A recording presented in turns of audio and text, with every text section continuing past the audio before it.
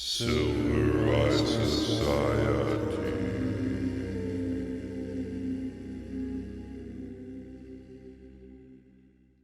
Welcome to the Silver Eye Society. We're back with a very interesting episode for you.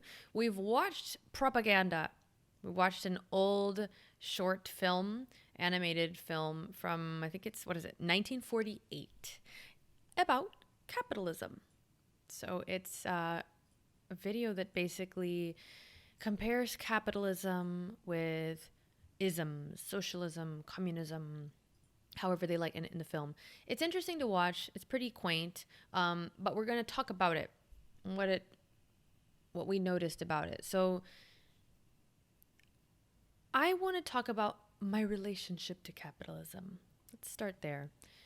I used to think it was bad. Probably before we do that, we'll have to talk about your relationship to the word of the podcast. The word of the podcast, everyone's favorite segment, whether you labor in the socialist guano mines of Cuba, or you sit upon a golden chair of capitalism in the sky towers. I like to call them sky towers, but they're called skyscrapers, of any of the Western capitals. We'll say London.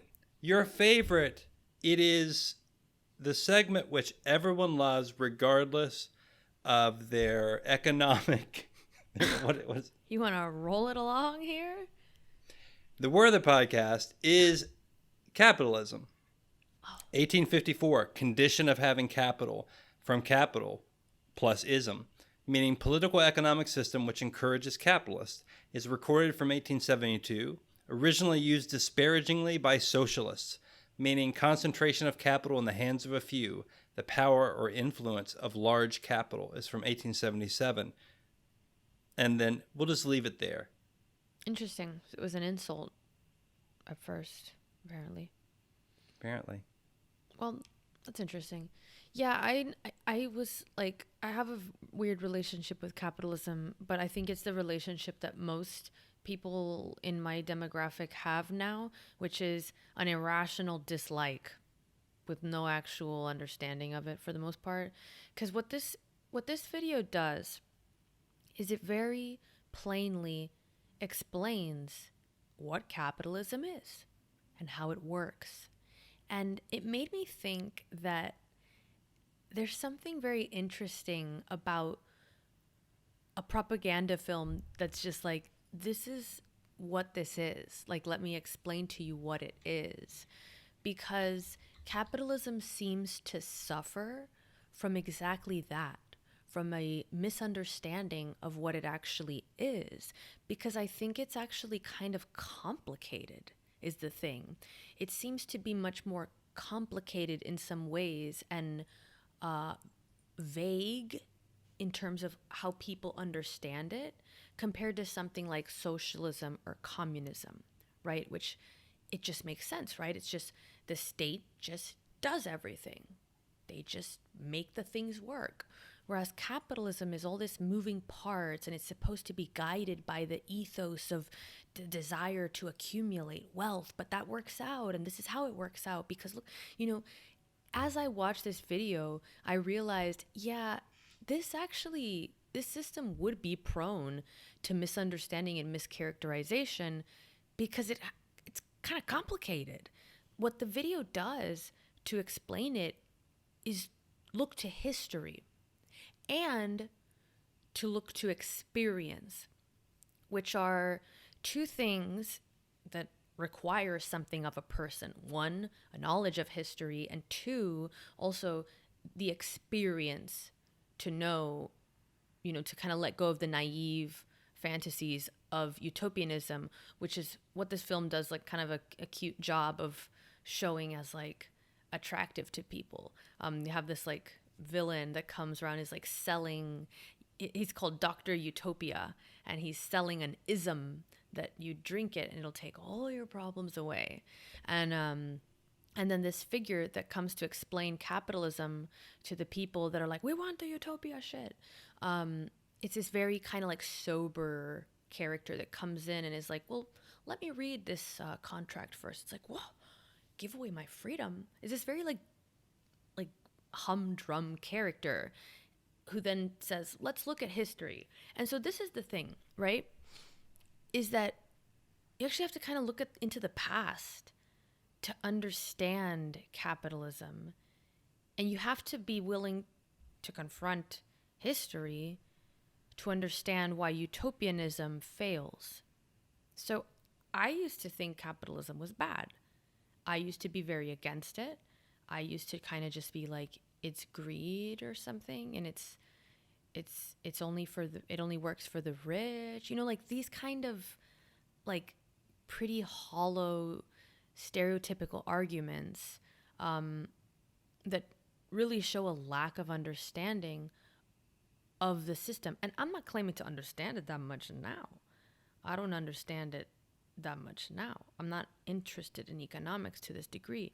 What I do understand is that communism clearly doesn't work, and that capitalism actually seems to deserve a little more credit than our culture is willing to give it.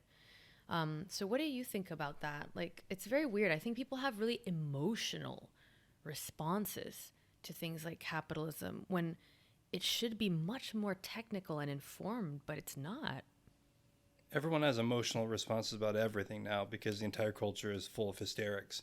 I say make mine freedom.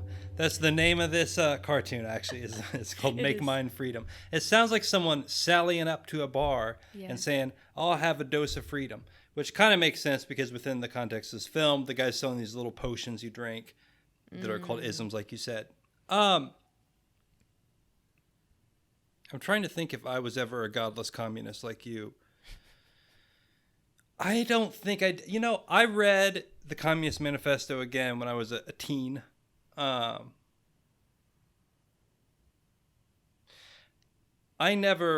don't think I ever fell into the kind of Bernie Sanders trap. That's what I like to call it. That people your age fell into. That's interesting. That's not to say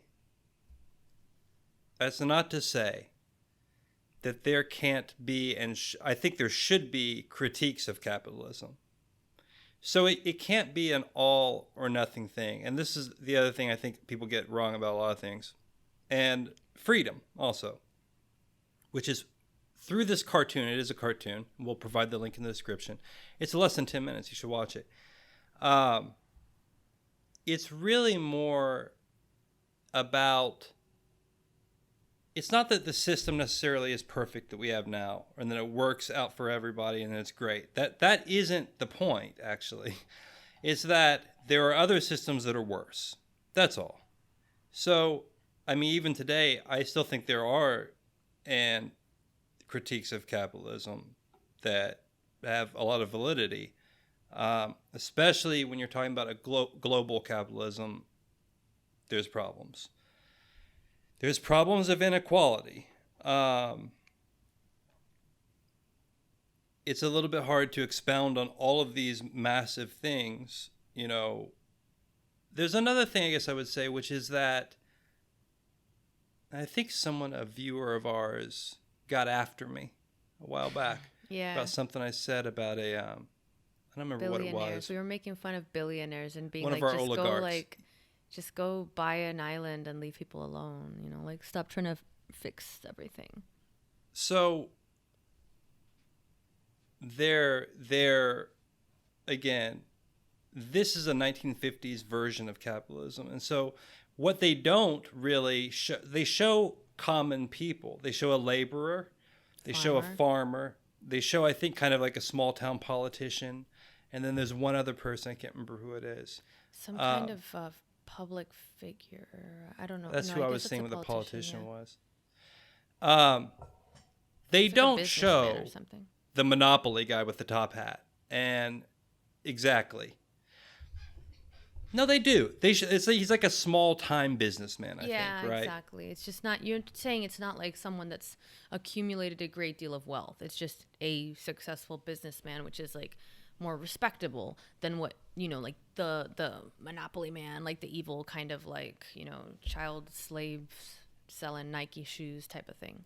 So they needed to make it less of a propaganda film. They actually needed to include the Monopoly guy there and make a case for why It's better. that works all the time. But that's not the point of this. The point was to say, look, you're a union person. The union guy is like, yeah, I have a job and I'm a union. And then they come and they say, well, if you want socialism, actually the state controls the unions in that system, so you don't get to do anything anymore. Off to Siberia with you. Mm-hmm. I won't go through all the different things, but to me it's more about, and even Karl Marx said, capitalism is a stage. So he understood that capitalism was the stage after feudalism. He thought there's going to be a stage after capitalism that we would move beyond this also. And that's kind of, he's writing in the late 1800s-ish, mid 1800s. And, if you look at like the lack of labor laws, the lack of protection for child workers, it was a different system back then than it is now. And there were pretty, it's a pretty rough world. Like, it's different than it is now. So even some of those criticisms on, say, the left or the far left even about capitalism in the 19th century, most everybody actually would agree with at this point. But we have reformed and changed things and this and that, kind of. But this, and again, I know I'm going around a lot of different areas here, but this is kind of the problem I have with global capitalism. A lot of those things that we did in this country to keep child workers from like having to make Nike shoes, the problem is, which I think a lot of people will kind of agree on, even though there'll be some people who say, no, I actually think that a 12-year-old's labor is their own labor and they should be allowed to sell it. Extreme, but you can make the argument if you want. The problem is that those things happening in China right now, we just kind of don't want to look at and think about and let it roll on. And there, I think there's some... Yeah, that's your critique of global capitalism, which makes sense. That is one of them. Yeah, there are problems when it comes to that, because if you look at it within our own society, but I think about how I think it's in this video also. They show like they do a section where they're like, people are actually doing really well here. Like, even in a recession, people were buying more luxury items or like recreational purchases in this country than in other countries, non-capitalist countries and whatever. And so it is kind of like not up for debate that the level of material comfort and wealth is greatly increased in capitalist countries. So I don't know. I don't like to get into There is a way to claims attack and that whatever. argument also. Yeah, for which sure. is to say that we're not really actually, and this is actually one of the things I kind of believe also, we're not in a purely capitalist system. I mean, there are a lot of aspects of socialism that are part of our country, especially after the New Deal and FDR presidency. So there was no social security until I think the 1930s. Mm-hmm. That didn't exist.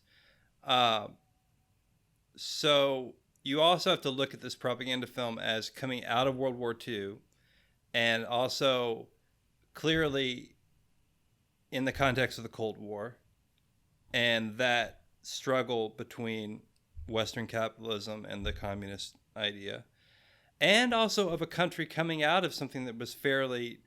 So I think people don't understand how much things changed in that era, from like, say, roughly after the Gilded Age into the Great Depression and then the New Deal. There's a lot still here that we just take for granted, that at the time people were like, this is kind of socialist. Kind of is, in a way. I mean, basically, Social Security, the government takes your money before you get it and says, we're keeping it for you. Is that make mine freedom? Is that a dose of make mine freedom? I don't know if it is or not. So anyway, look, I mean, what do you want to do here? What do we want to do? Do we want to take a certain... This is a broad subject. I don't need to... I mean, look, what is it? I don't want to live in a communist country, and I don't want to live in a like a socialist country of the kind that end up being like Venezuela and shit. You know, people like, there was some weird study that came out that a friend of mine sent to me, and he was like, what do you think about this? And I was like, I'm gonna fucking actually read the research paper. And as I read it, I was like, am I losing my fucking mind? It was like such a strange paper because it made the argument that communist and socialist countries are better off, and it didn't group like all the Nordic countries and whatever. It did not group them as socialist. It put them in the capitalist part of the research. They so are. It wasn't. Yeah. So it wasn't even like it was skewed, but somehow they came to this research to say like shit like China and what, I can't remember what other socialist countries, like really like shitty countries. No one would want to live there. They were like, these places have better quality of life. And I was like, okay. So the research says that all these countries that happen to be places that people flee to go to the places that you're saying have lower quality of life, the places that people are fleeing have better quality of life. And I thought that was so interesting. I mean, obviously I'd have to like give all the metrics and we'd have to go through it or some shit for it to be more of insightful anecdote.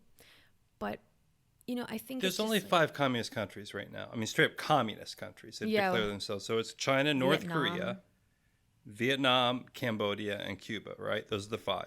Yeah, they had gradations of like a bunch of like African countries and Middle East and whatever, that they were like they're in between or whatever. And I was like, well, you put Somalia on someone's team and you're going to bring down the metrics of quality of life or whatever, I'm pretty sure. So I don't know about the math that they were doing there. You know what I'm saying? Like, well, I have no idea. You can play tricks though, because like the standard of life in China has risen greatly over the last 30 years.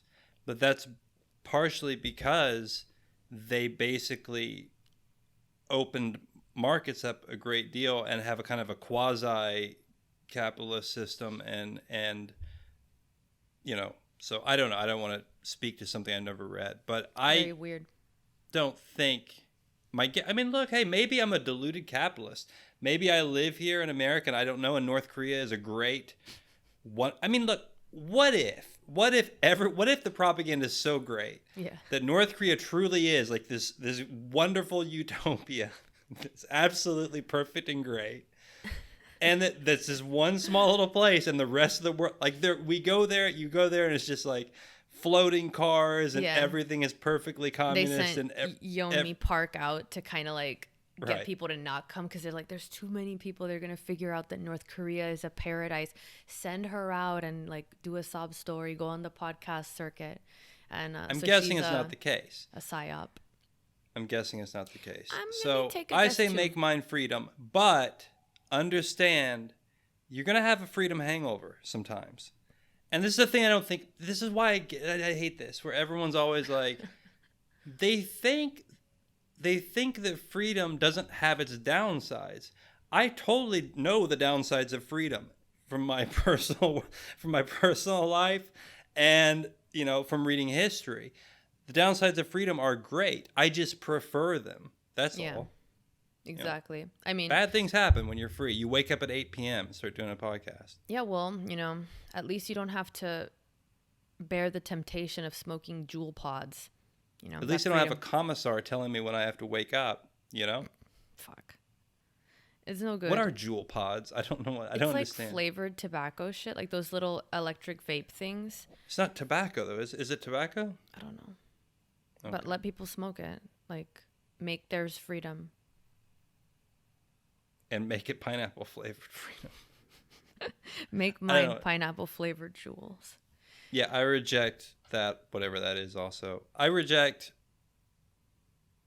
a lot. Well, look, but I don't reject freedom. That's right. The other thing that stuck out to me about this video was like, this is anti-authoritarian messaging. Okay, and it was sponsored by some college, the Harding College. I don't know if that's legitimate or not. In 1948. And I was kind of like, is our are we doing this anymore? Like, does anyone do this? Does anyone make these kind of videos like coming out of the colleges or something? Like, you know what I mean? It seems a little striking. For freedom. Yeah, exactly. Now, Harding College. Now, I'm guessing I have to do some research on the fly, and I'm not going to, but I'm guessing it's named after Warren G. Harding, who, you know, I have to remember. I could be doing misinformation, but, you know, I feel like he was somewhat blamed for the Great Depression because he was really into like capitalism and industrialists or whatever. Not entirely sure. I don't want to do misinformation on Warren G. Harding, and I'm not even sure if this college is named after Warren G. Harding. Well, okay. So maybe this whole video is just like PR to fix his reputation. Well, it is. Well, I mean, okay. So it is called anti-communist. I mean, whoever put this on YouTube, which I guess we should say that's right. That's the correct thing to do. The Best Film Archives. They label anti-communist propaganda cartoon, which I think is fair. Yeah. I mean, look, it's not that propagandistic, though. It's just simplistic, which is kind of propagandistic. But propaganda can be true. That's another thing people always fail to understand. That you can make propaganda for something that is true. It has a negative sound to it, but now you can also make propaganda for things that are false. That's also true. Yes. The Civil Rights Society is true propaganda. Propaganda of the light, of the truth. It is the word and the way. Okay, so I think capitalism is pretty okay. A resounding. Make mine freedom, and you know, I'm warm to capitalism. Look, I've come a long way. I was like into communism, and now it's this thing of like, oh, I would never want to trust the state to decide how much food we grow. I would never want to trust the state to decide what information is safe and appropriate for public consumption. Like all the things that the video goes Stop. through. This is interesting because, and this will be fun. Those two statements, you do already both of those things. So the state does things. They have agricultural policy. Yes. They do things right now, and they, you know, there's all kinds of ways but they this be works. fucking shit up, okay? Like with the subsidies and the shit, like corn is in everything. They fucking are stockpiling milk because it's like they fucked it up and they were like, oh, make a lot of milk, we'll pay you for it. And now it's just a bunch of fucking milk rotting and whatever. It's like they fuck it up. So I don't know. I don't think they need to involve themselves more. Yeah, I'm with you. I'm just saying there's this really... We're all kind of trapped in history. Some sort of little bubble of history where like the things we understand that are closer in time to us, we have a sense of, and then you get to a certain point, I think probably 2 to 3 generations, and you just don't have any idea what the world was even like. And so I think we accept too much non-freedom right now.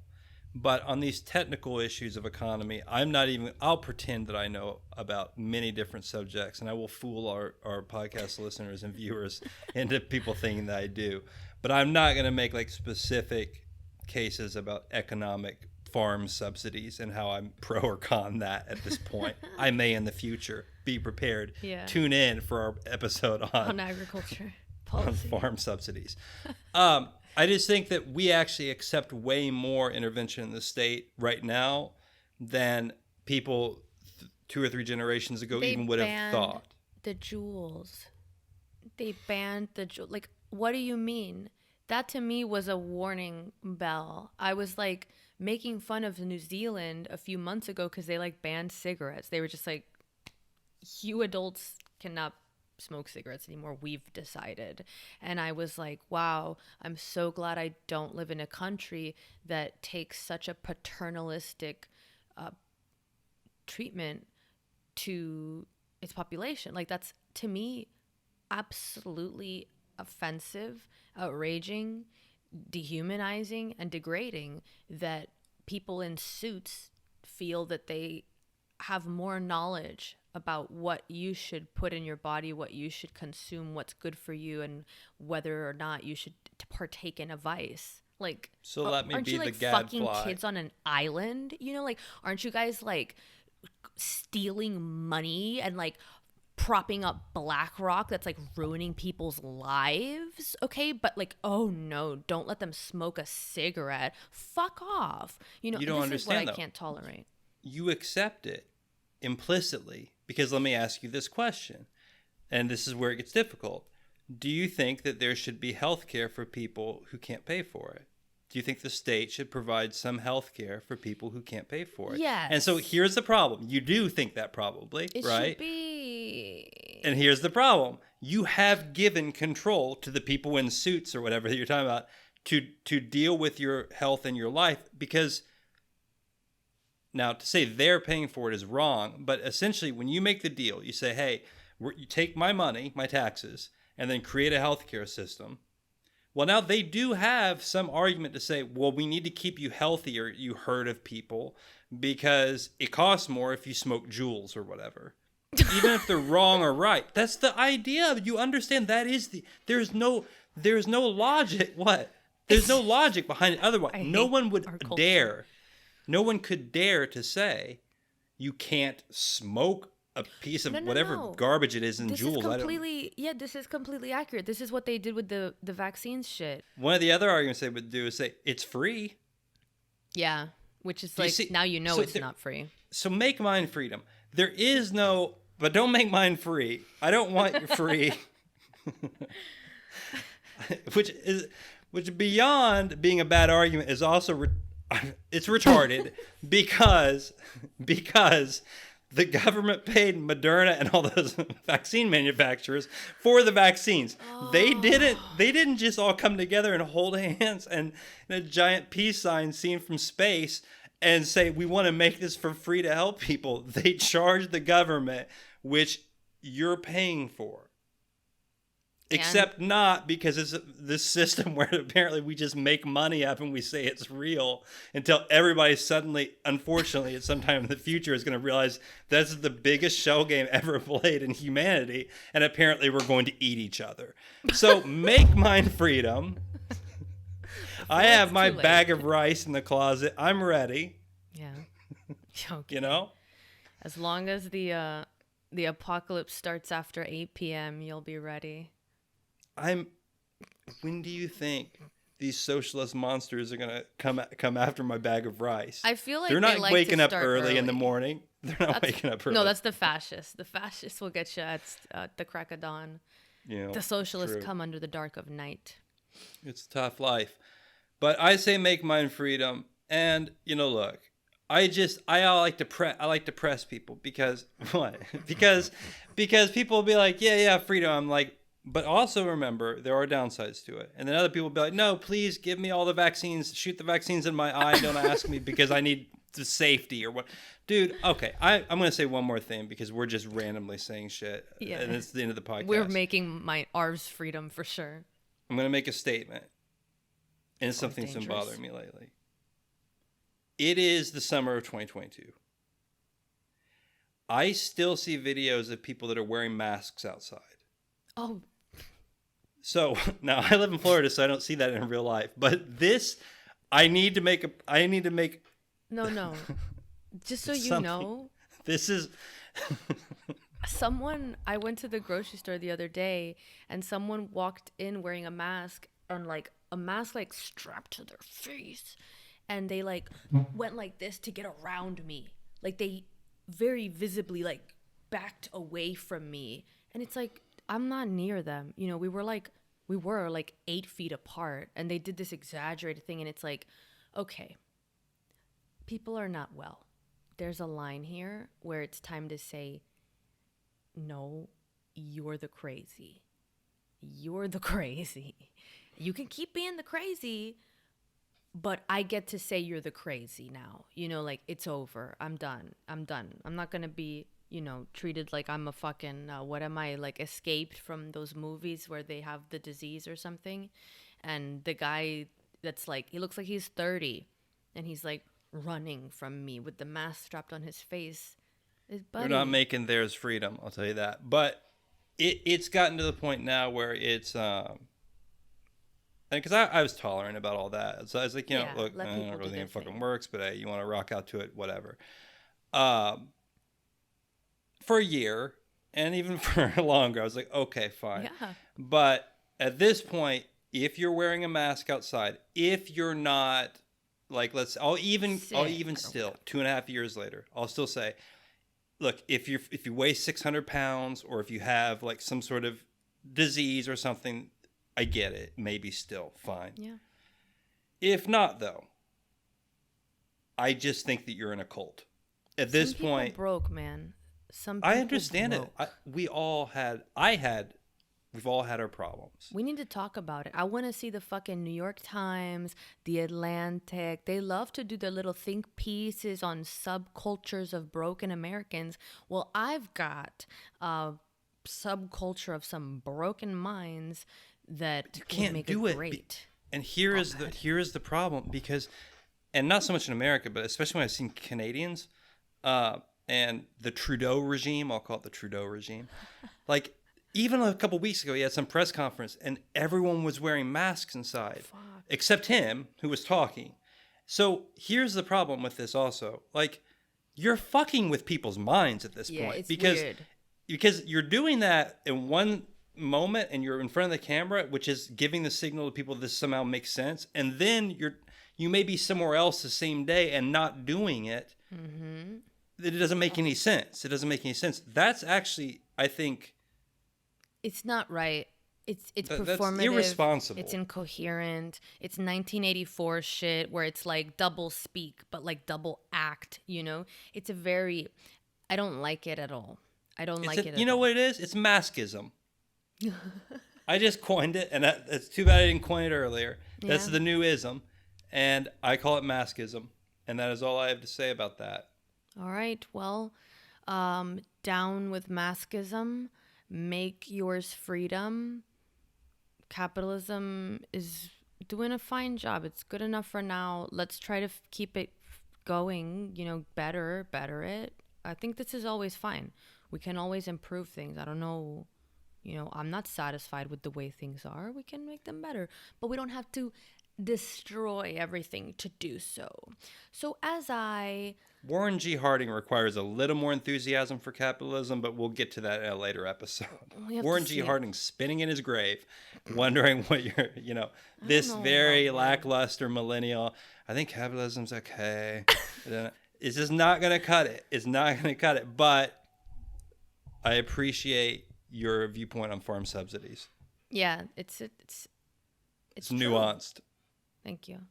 Anyway, if you're looking for more nuanced takes and possible future episodes on farm subsidies and strange old propagandistic videos and all the just everything, you just want to know things. You want to hear it straight. That's what we do here. We tell it straight. So subscribe, join us on Patreon to support us so we can continue to tell it straight.